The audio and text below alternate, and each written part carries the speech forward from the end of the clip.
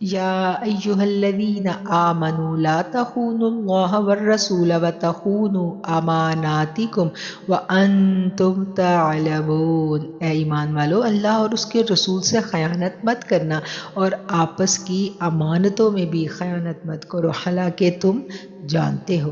اس آیت کی تشریح میں حضرت ابن عباس کا قول نقل کیا جاتا ہے، یعنی فرائض کو ترک کر کے اللہ کے ساتھ خیانت نہ کرو اور سنت سے سرتابی کر کے اس کے رسول سے خیانت مت کرو۔ قتادہ فرماتے ہیں، خوب سمجھ لو، اللہ کا دین امانت ہے، اس کے فرائض کی ادائیگی اور حدود کی پابندی کا تمہیں امین بنایا گیا ہے، پس امانت میں خیانت مت کرو۔ اسی طرح مسلمانوں کے راز دشمن تک پہنچانا، حکومت کے سربراہوں، اعلیٰ افسروں اور ملازموں کا اپنے فرائض کی ادائیگی میں کوتاہی کرنا، خیانت کرنے والے افراد کے نتائج جو ہیں وہ پوری ملک اور قوم کو بھگتنے پڑتے ہیں۔ یعنی اس کا حقیقی مطلب یہ ہے کہ جو نعمتیں اللہ تعالیٰ نے دی ہیں اس میں علم ہو، طاقت ہو، قوت ہو یا کوئی مال و دولت ہو، یہ سب کی سب نعمتیں اللہ کی امانت ہیں اور ان تمام نعمتوں کو اللہ کے احکامات کے مطابق ہی استعمال کرنا ہے۔ جو اللہ تعالیٰ نے ہمیں نعمتیں دی اس میں سب سے قیمتی چیز جو ہے وہ ہم دیکھتے ہیں کہ ہمارا ایمان ہے، اور ایمان جب ایک مومن لے آتا ہے تو پھر اس کے آگے زندگی کا ایک پورے کا پورا ایک ضابطہ حیات جو ہے وہ کھل کر سامنے آ جاتا ہے کہ اللہ تعالیٰ سے غداری کا مطلب ہمیں سمجھ میں آ گیا کہ اللہ تعالیٰ کی دی ہوئی جو نعمتیں ہیں ان کو امانت سمجھنا۔ ہمارے پاس جو ہماری زندگی ہے، ہماری سانسیں ہیں، یہ سب اللہ کی امانت ہیں اور ہمیں اپنی زندگی اللہ کو واپس لوٹانی ہے۔ اس روح نے واپس اللہ کے پاس لوٹ کر جانا ہے، اور اس لیے تو کہا گیا نا کہ جب بھی کوئی غم کی خبر سنو، کوئی نقصان ہو تو کیا پڑھنا چاہیے؟ اِنَّ لِلَّهِ، سب اللہ ہی کے لیے ہے، وَإِنَّ إِلَيْهِ راجعون، اور سب اسی کی جانب لوٹ کر جانا ہے۔ یہ ہماری اپنی جان، ہماری اپنی زندگی، ہمارا اپنا بدن، ہماری اپنی صلاحیتیں جو اللہ تعالیٰ نے ہمیں عطا کی ہیں، یہ اللہ کی امانت ہے۔ یہ کیسے امانت ہے اللہ کی؟ یہ تو ہمارے پاس ہے، یہ امانت کیسے ہوئی؟ امانت وہ ہوتی ہے جب ہم لوٹاتے ہیں تو ہمیں اس کا حساب دینا پڑتا ہے۔ اگر کوئی چیز کسی کے سپرد کی جائے تو ایز سچ ایز ہی واپس لی جاتی ہے، اسی طرح یہ جو حیات اللہ نے ہمارے سپرد کی ہے، ایز سچ ایز ہمیں یہ اپنی حیات اللہ کو واپس لوٹانی ہے، اور اس جب ہم لوٹائیں گے تو پھر اللہ ہم سے حساب لے گا۔ اور یہ ہماری جو قوتیں، ہماری جو صلاحیتیں، ہمارا جو وقت ہے، یہ سب ہمارے لیے اللہ کی ایک ہمارے پاس ایک امانت ہے۔ اسی طرح ایک عورت جو اپنے گھر میں رہتی ہے، اس کے پاس وہ بھی امین ہے، اس کے پاس اس کے پورے گھر کا اقتدار ہے، اس کے پاس اس کے شوہر کی ذمہ داری ہے، اس کے بچوں کی ذمہ داری ہے۔ ہم اپنی جتنی حیات گزارتے ہیں، اپنی زندگی کے جتنے بھی ہم پہلو جو ہیں ہم گزارے، وہ سارے کے سارے ہمیں اللہ کے فرمودات کی روشنی میں ہی گزارنے ہیں۔ جہاں ہم اللہ کی عطا کردہ، بیان کردہ حدود کی خلاف ورزی کریں گے، وہیں پر ہماری گرفت ہوگی، اور پھر اللہ کی گرفت جو ہے وہ بڑی سخت ہوتی ہے۔ اور یہ بات یہاں اس آیت میں اللہ تعالیٰ نے سمجھا دی ہے کہ جو تمہارے سپرد امانتیں کی گئی ہیں، وہ جان سے لے کے مال تک، اقتدار تک، قوت تک، تمام امانتیں اللہ کی امانت ہیں، وہ ہمیں اللہ کو لوٹانی ہیں۔ اور اس آیت کے دوسرے حصے کو ہم دیکھیں، اس آیت کے پہلے حصے میں کہا گیا ہے کہ جو امانتیں تمہیں اللہ اور اس کے رسول کی طرف سے دی گئی ہیں ان میں خیانت نہیں کرنا۔ اللہ کی دی ہوئی امانتیں ہم نے سمجھ لی کہ جو ہمیں سب کچھ نعمتیں دی گئیں وہ ساری اللہ کی امانتیں، ایون کہ ہماری جان بھی۔ اور رسول نے کیا امانتیں دی؟ رسول نے جو پورا ضابطہ حیات ہمیں دیا، ہمیں کہا گیا کہ رسول صلی اللہ علیہ وسلم کا ہماری جانوں پر ہم سے زیادہ حق ہے۔ اس کا کیا مطلب ہے؟ کہ اس وقت تک ہمارا ایمان مکمل نہیں ہوتا جب تک آقا علیہ الصلوۃ والسلام ہمیں ہر رشتے سے بڑھ کر عزیز نہ ہو جائیں، حتیٰ کہ ہر رشتے سے بڑھ کر، بلکہ اپنی جان سے بھی بڑھ کر۔ تو یہ حدیث کا مفہوم میں بیان کر رہی ہوں کہ ہمیں اپنی جان سے بھی بڑھ کر عزیز کسے رکھنا ہے؟ رسول اللہ صلی اللہ علیہ وآلہ وسلم کو، اور جن کو جان سے بڑھ کر عزیز رکھنا ہے، پھر ان کے ہر حکم کی ہمیں تابع داری کرنی ہے۔ ابھی پچھلے لیکچر میں ہم نے پڑھا کہ جب رسول اللہ صلی اللہ علیہ وآلہ وسلم تمہیں بلائیں تو پھر تم نے اولین ترجیح یہ ہے کہ ان کی فرما برداری کرنی ہے، ان کے حکم کو بجا لانا ہے۔ جیسا کہ پچھلے لیکچر میں ہم نے حضرت ابو سعید رضی اللہ تعالیٰ عنہ کا واقعہ پڑھا تھا نا، کہ آقا نے ان کو بلایا تھا، وہ نماز پڑھ رہے تھے، تو آقا نے کیا کہا تھا کہ سب سے پہلا جو اللہ تعالیٰ نے ایک مومن کے لیے فرض کیا ہے وہ یہ کیا ہے کہ رسول اللہ صلی اللہ علیہ وآلہ وسلم جب بلائیں تو ان کی پکار پر وہاں حاضر ہو جاؤ۔ تو اس سے ہمیں یہ بات سمجھ آئی کہ اللہ کی جو دی ہوئی امانت ہے اس میں خیانت سے کیا مراد ہے، اور رسول صلی اللہ علیہ وسلم کی امانت میں خیانت سے کیا مراد ہے، کہ سب سے بڑی خیانت تو یہ ہے کہ ہم جو محبت کا مرتبہ اور مقام ان کے لیے اللہ نے ہم پر فرض کر دیا ہے، ہم اس مرتبے اور مقام پر کسی اور کو لے آئیں، کسی بھی اور کو، ایون اپنی ذات کو بھی، ٹھیک ہے نا۔ تو یہ بہت ایک سینسٹیو معاملہ ہے، اور اس معاملے میں ہمیں بہت محتاط رہنے کی ضرورت ہے۔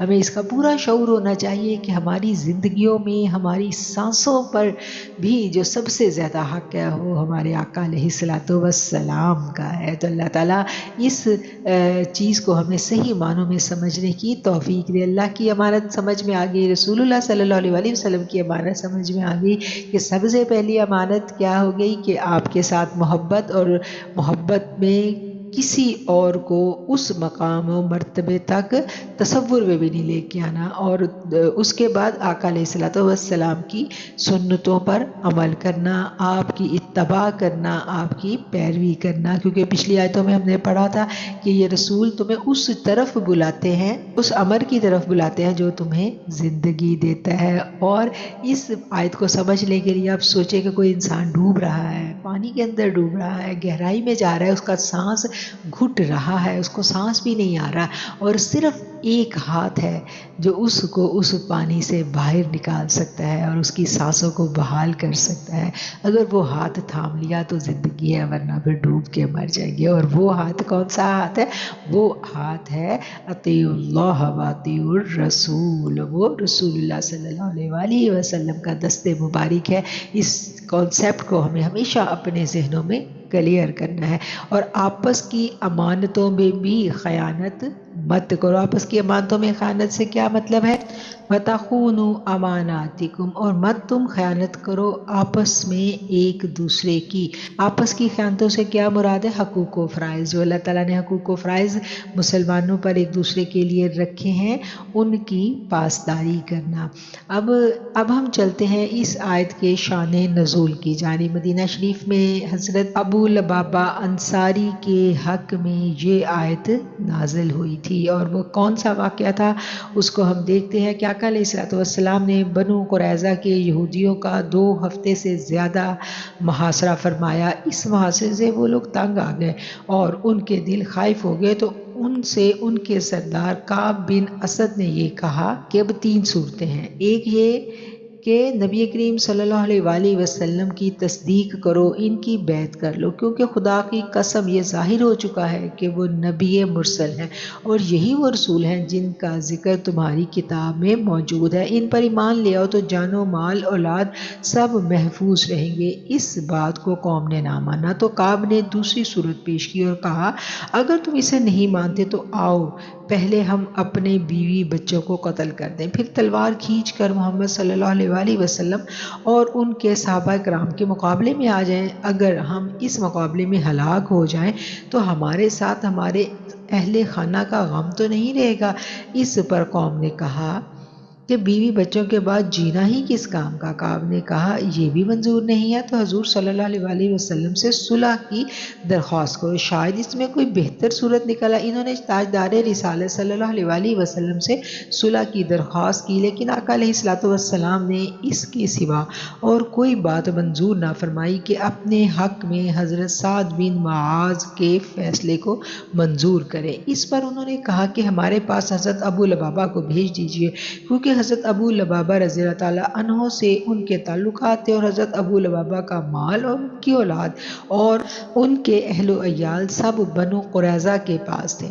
حضور اقدس صلی اللہ علیہ وآلہ وسلم نے حضرت ابو لبابہ کو بھیج دیا۔ بنو قریظہ نے ان سے رائے دریافت کی، کیا ہم سعد بن معاذ کا فیصلہ منظور کر لیں؟ جو کچھ وہ ہمارے حق میں فیصلہ دیں وہ ہمیں قبول ہو۔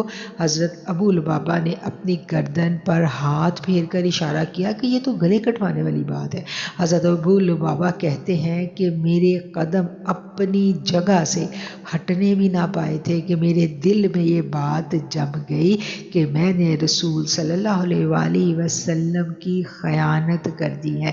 یہ سوچ کر وہ تاجدار رسالت آپ صلی اللہ علیہ وآلہ وسلم کی خدمت میں نہ آئے بلکہ سیدھے مسجد نبوی شریف پہنچ گئے، اور مسجد نبوی شریف کے ایک ستون کے ساتھ اپنے آپ کو بدھوا لیا اور اللہ کی قسم کھائی کہ کچھ نہیں کھائیں گے نہ ہی پیئیں گے یہاں تک کہ مر جائیں، یا اللہ تعالیٰ ان کی توبہ قبول فرما لے۔ وقتاً فوقتاً ان کی زوجہ آ کر انہیں نماز کے لیے اور طبعی حاجتوں کے لیے کھول دیا کرتی تھی اور پھر وہ باندھ دیے جاتے تھے۔ حضور اکرم صلی اللہ علیہ وآلہ وسلم کو جب یہ خبر پہنچی تو آپ نے فرمایا کہ ابو لبابہ میرے پاس آتے تو میں ان کے لیے مغفرت کی دعا طلب کرتا، لیکن جب انہوں نے یہ کیا ہے تو میں انہیں نہیں کھولوں گا جب تک اللہ تعالیٰ ان کی توبہ قبول نہ کر لے۔ وہ 7 دن تک بندھے رہے، نہ کچھ کھایا نہ پیا، یہاں تک کہ بے ہوش ہو کر گر گئے۔ پھر اللہ تعالیٰ نے ان کی توبہ قبول فرمائی۔ صحابہ کرام نے انہیں توبہ قبول کرنے کی بشارت دی تو انہوں نے کہا، خدا کی قسم جب تک رسول اللہ صلی اللہ علیہ وآلہ وسلم مجھے خود نہ کھولیں گے تب تک میں نہیں کھولوں گا۔ رسول اللہ صلی اللہ علیہ وآلہ وسلم نے آ کر ان کو اپنے دستے مبارک سے کھول دیا۔ حضرت ابو لبابہ رضی اللہ تعالیٰ عنہ نے عرض کی، میری توبہ اس وقت پوری ہوگی جب میں اپنی قوم کی بستی چھوڑ دوں گا جس میں مجھ سے یہ خطا سرزد ہوئی تھی، اور میں اپنا پورا مال اپنی ملک سے نکال دوں گا، یعنی صدقہ کر دوں گا۔ رسول اللہ صلی اللہ علیہ وآلہ وسلم نے فرمایا، تہائی مال کا صدقہ کرنا کافی ہے۔ ان کے حق میں پھر یہ آیت نازل ہوئی تھی۔ تو اس آیت کو ہم نے اچھا سا سمجھ لیا، اور یہ آیت ایسی ہے کہ جو ہمیں اپنی زاد راہ کی ٹوکری میں رکھنے والی آیت ہے۔ سب سے آیت کے پہلے حصے میں کہا گیا کہ ایمان والو تم نے خیانت نہیں کرنی، اے ایمان والو اللہ اور اس کے رسول سے خیانت مت کرو۔ اللہ اور اس کے رسول سے خیانت کا مطلب ہم نے سمجھ لیا کہ اللہ کی فرما برداری، جو فرائض اللہ نے ہم پر عائد کیے ہیں ان کی بجا آوری، اور دوسرا رسول اللہ صلی اللہ علیہ وآلہ وسلم کی محبت وفاداری کے ساتھ۔ اب یہ نہیں ہے کہ زبانی کلامی محبت کے دعوے ہو رہے ہیں لیکن وفا کا وقت آیا تو بے وفائی کر گئے۔ ابو لبابہ کا واقعہ جو ہے یہاں جو بیان کیا گیا ہے مفسرین نے، اس سے ہمیں یہ سمجھ آتی ہے کہ ابو لبابہ نے ابھی صرف اشارہ کیا تھا کہ یعنی اگر یہ بات مان لی تو موت ہے، کیونکہ ان کے بچے ان کے پاس تھے اور ان کو عزیز تھی ان کی زندگی، تو انہوں نے اپنے بچوں کو، اپنے اہل خانہ کی عافیت کو ترجیح دے دی، کس پر؟ اپنی اس وفاداری رسول۔ اسی لمحے ان کے اندر سے ان کو خود ہی پتہ چل گیا کہ وہ خطا کر بیٹھے ہیں۔ مومن سے اگر کبھی خطا سرزد ہو جائے تو مومن کے اندر ایسا اللہ کریم نے سافٹ ویئر فٹ کیا ہوا ہے کہ مومن کو فوراً پتہ چل جاتا ہے، اندر ہی سے آواز آ جاتی ہے۔ اور پھر ہم دیکھتے ہیں کہ کیسے انہوں نے اس تمام واقعے کو ہم سمجھیں تو کیسے انہوں نے خود اپنے آپ کو ایک ستون کے ساتھ بندھوایا اور کیسے انہوں نے پھر اس چیز کا کفارہ ادا کیا۔